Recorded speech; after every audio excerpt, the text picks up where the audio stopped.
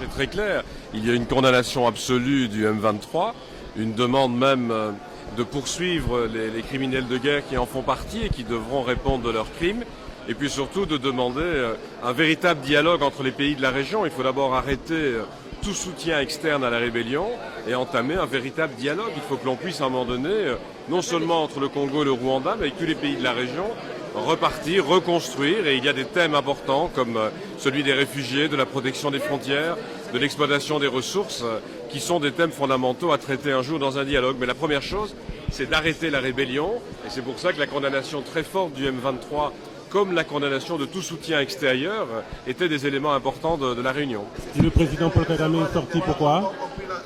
Il faut lui poser la question. Je pense simplement que la ministre des Affaires étrangères était là, qu'on a continué normalement la réunion et que les messages principaux restent la condamnation de la rébellion, la demande de faire cesser cette rébellion, de refuser l'impunité, donc de poursuivre les criminels de guerre qui en font partie et d'espérer que tous les pays vont supprimer tout soutien extérieur et plutôt aider à mettre fin aux violences. La prochaine étape, quelle est la prochaine étape?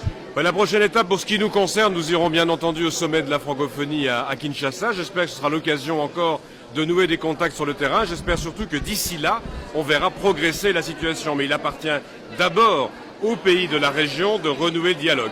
Merci, monsieur le ministre.